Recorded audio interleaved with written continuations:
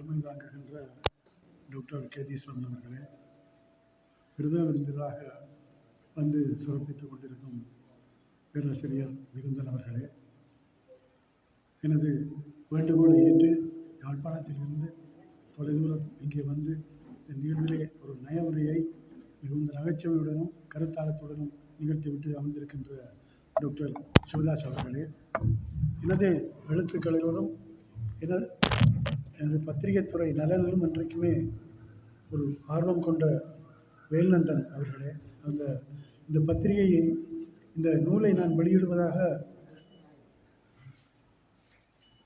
முகநூலில் பதிவு செய்த பொழுது முதல் இந்த நூல் சொந்த மண்ணிலும் வெளியிடப்பட வேண்டும், அறிமுகம் செய்யப்பட வேண்டும் என்று சொன்னது முதல் மேல்நந்தன் அவர்கள் தான். நான் அதற்கு பிறகு ராகவன் அவர்களை அணுகி இவ்வாறு வேண்டுகோள் விடுக்கிறார், எனக்கு விருப்பம் என்று.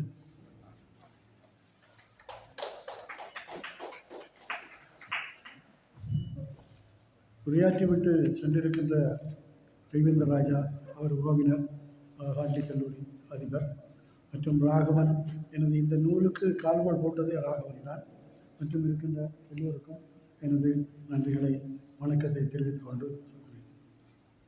இதில் நீங்கள் ஒரு 50 பேர் இருக்கிறீர்கள் என்று நினைக்கிறேன்.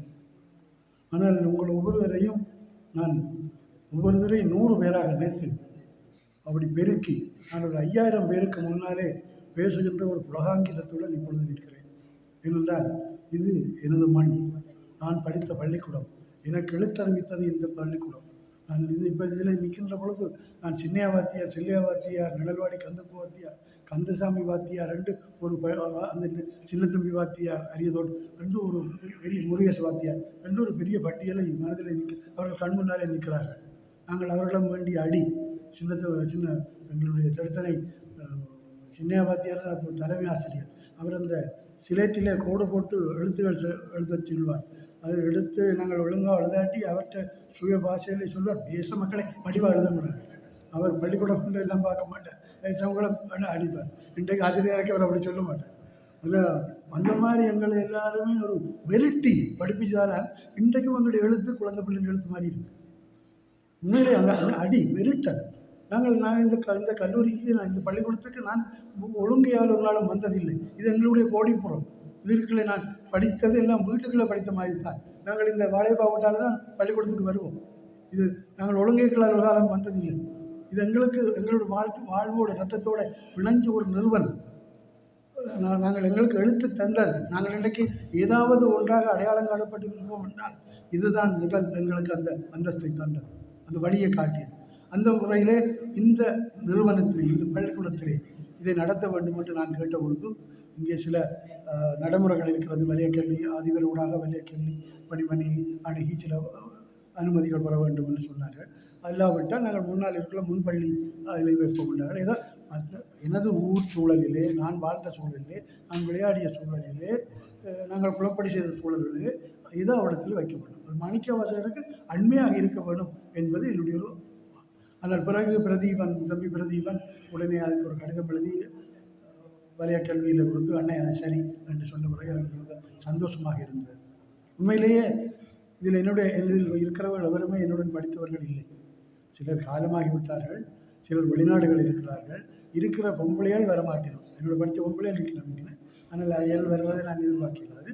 ஆனால் யாருமே இதில் படித்த அறிவு என்னிடமெல்லாம் சில பேர் வருவார்கள். அவர்களை மேடை கூட்டு ஒரு பிரதியை கொடுக்க வேண்டும் என்று நான் நினைத்திருந்தேன். ஆனால் அதுக்கு வாய்ப்பு கிடைக்கவில்லை, துரதிர்ஷ்டவசமானது.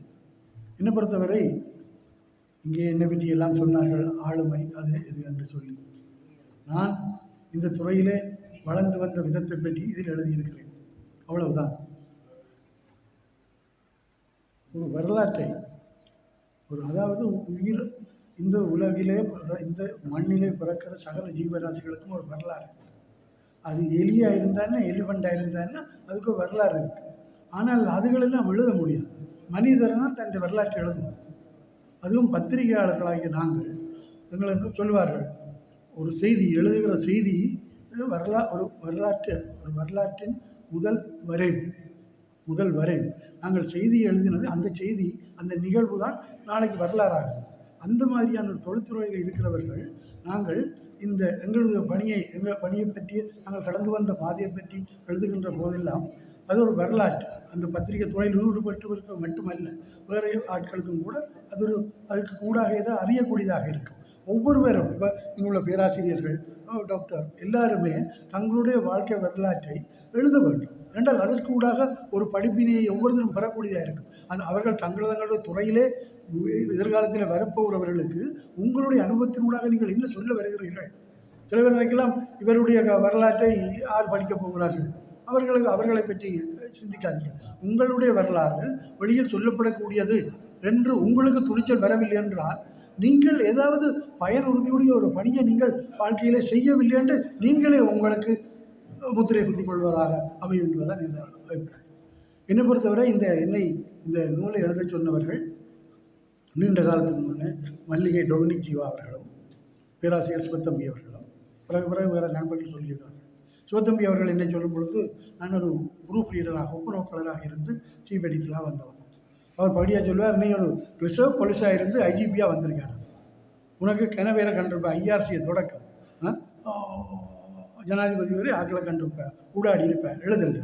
நான் சொன்னேன், சார் எனக்கு அப்படி சொல்கிறதா இருந்தால் நான் அலுவலகங்களில் சண்டையும் பிடிச்சிருக்கிறேன், சில சண்டை காட்சிகளை பற்றியும் எழுதணும் பண்ணேன். நான் சொன்னேன், இந்த மடையன் மாதிரி என்னோட கதையாது, நீ எழுது. அதனால் அவர் 11ஆம் ஆண்டு இறந்து விட்டார். இந்த இப்படி ஒரு நிகழ்விலே இந்த நேரம் அவர் வர முடியாத ஒரு உடல்நிலையோடு இருந்தாலும் கூட இந்த நான் வெளியிடும் பொழுது அவர் இல்லை என்பது கவலை. டொமினிக் ஜீவா என்னை அடிக்கடி சொல்வார், எழுதப்பா, நீங்கள் எழுதுங்க, எல்லாம் நீங்கள் ஒரு ஊடகவியலாளர்கள், இடதுசாரி பின்புலத்தில் வந்தவர்கள், உங்கள் மூலமாக இந்த பத்திரிகை துறையில் சேர்ந்தவர்களுக்காவது ஏதாவது கிடைக்கும் என்று. அதனால் நான் அப்பொழுது எழுதினேன். ஆனால் உண்மையிலேயே என்னை இது எழுத தூண்டியது ராகவன் கடந்த 2025 மே மாதம் என்னை கேட்டார், இந்த கலைமுகம் என்ற நூலுக்கு ஒரு சஞ்சிகைக்கு ஒரு பேட்டி தர முடியுமான்னு. அந்த நின்று ஏதாவது நீங்கள் கேட்குற கேள்வியை ஆனால் என்னுடைய பத்திரிகை துறை வாழ்க்கையை பற்றிய பல விடயங்களை சொல்வதற்குரிய மாதிரி கேள்வியை தந்தால் நான் சொல்லுகிறேன் என்று சொல்லி அவரை அந்த பேட்டியை எடுத்தார். 2 கடந்த அக்டோபரில் ஒரு இதழில் வந்தது, அப்புறம் கடந்த மாதம் ஒரு இதழில் வந்தது. கிட்டத்தட்ட 35 பக்கங்களிலே 2 இதழிலுமே அந்த இது வந்தது. ஆனால் அந்த முதல் பேட்டியை பார்த்த பொழுது, திருப்பி வாசித்த பொழுது, இதை நான் என்னுடைய ஒரு ஓட்டோபயோகிராஃபி, ஒரு சுயசரிதையாக பிரசுரிக்கலாம் என்ற ஒரு நம்பிக்கை வந்தது. உண்மையிலேயே ராகவனுக்கும் அந்த கலைமுகம் ஆசிரியர் எமில் என்றவர் அந்த தம்பிக்கு தான் நான் இதுக்கு முதலில் நான் சொல்ல வேண்டும். என்னை பொறுத்தவரை நான் பத்திரிகை துறையில் கிட்டத்தட்ட 50 வருடங்கள் பணியாற்றி விட்டேன். ஒப்புநோக்காளர் இன்று பத்திரிகைகளில் நான் எழுதி கொண்டிருக்கிறேன். ஃப்ரீலான்சராக பத்திரிகை எந்த ஒரு நிறுவனத்திலும் நான் வேலை செய்யவில்லை. ஆனால் அந்த நிறுவனத்தில் வேலை செய்த காலத்தை விட இப்பொழுது எனக்கு ஒரு ஏற்புடைமை வந்திருக்கிறதாக நான் நினைக்கிறேன். என்றால் நான் ஒரு கட்டுப்பாட்டுக்குள் இருந்து செயல்பட வேண்டிய நிலைமை இருந்தது. இப்பொழுது அந்த கட்டுப்பாடு எதுவும் இல்லை. நாங்கள் விருப்பமானவற்றை எழுதலாம் என்றால், விருப்பமானவற்றை என்றால் வம்புதும் எழுதுவதில்லை, சமூகத்துக்கு தேவையான நல்ல காரியங்களை எழுதுகிறதுக்கான ஒரு வாய்ப்பு எனக்கு கிடைத்திருக்கிறது. அதை நான் திறமையாக ஒரு மிகவும் பயனுறுதியில் பயன்படுத்துகிறேன் என்று நம்புகிறேன். இந்த நிகழ்விலே நீங்கள் இவ்வளவு பேரும் வந்திருக்கிறீர்கள். எனது ஊர், எனது சுற்றம், என்னுடன் படித்தவர்கள், நான் பிறந்த மண், நான் படித்த பள்ளிக்கூடம் என்ற ஒரு உரிமையோடு இந்த நிகழ்வை இங்கே நடத்த வேண்டும் என்று நான் கேட்டுக்கொண்டதை ஏற்றுக்கொண்டு இந்த நிகழ்வை உதவி செய்த ராகவனுக்கும் தம்பி பிரதீபனுக்கும், இதை பேசுவதற்கும் நிகழ்விலே பிறந்தவன் விருந்தினராகவும் வந்து கலந்து கொண்ட பேராசிரியருக்கும், டாக்டர் எல்லோருக்கும், எல்லோருக்கும், ராகவன் எல்லோருக்குமே என் நன்றியை தெரிவித்துக் கொள்கிறேன். அத்துடன் இந்த புத்தகத்தை என்னை பொறுத்தவரை சில பேர் நினைக்கலாம், இவருடைய வரலாறு என்னத்துக்கு உதவ போகிறது, இவர் ராகவன் சொன்ன மாதிரி கரவட்டிக்கு என்ன செய்தேன் என்று கேட்கிறார்கள். கரவட்டிக்கு செய்தவர்களுக்கெல்லாம் என்ன செய்தார்கள் என்ற ஒரு கேள்வி. என்ன உண்மையிலே எனக்கு ஒரு பெரிய கவலை, இந்த நிகழ்விலே பாலி பொன்னம்பலண்ணன் அவர்கள் இல்லாத எனக்கு பெரிய கவலை. எனக்கு 15ஆம் ஆண்டு இலங்கை பத்திரிகை ஸ்தாபனமும் பத்திரிகை ஆசிரியர் சங்கமும் ஒரு வாழ்நாள் விருது எனக்கு தந்த பொழுது அதை முன்னிட்டு அரசடியிலே ஒரு பெரிய நிகழ்வை நடத்தி என்னை பாராட்டுவதற்காக ஒரு நிகழ்வு நடத்தி கௌரவித்த ராகவனும் உபாலி பொன்னம்பலன் தான் அதுக்கு முக்கியமான காரணகர்த்தாக இருந்தார்கள். அவரை போன்றவர்கள் இன்று இல்லை. என்பது எனக்கு பெரிய கவலை. அதனால் இந்த நிகழ்விலே நீங்கள் வந்து எல்லோரும் சிறப்பித்து என்னை கௌரவித்து கொண்டு இருக்கின்றமைக்காக உங்களை நான் திரும்பவும் சொல்கிறேன். நீங்கள் 50 பேர் அல்ல, 5000 பேருக்கு முன்னால் பேசுகின்ற ஒரு புலகாங்கியத்துடன் உங்களிடம் விடப்படுகின்றேன்.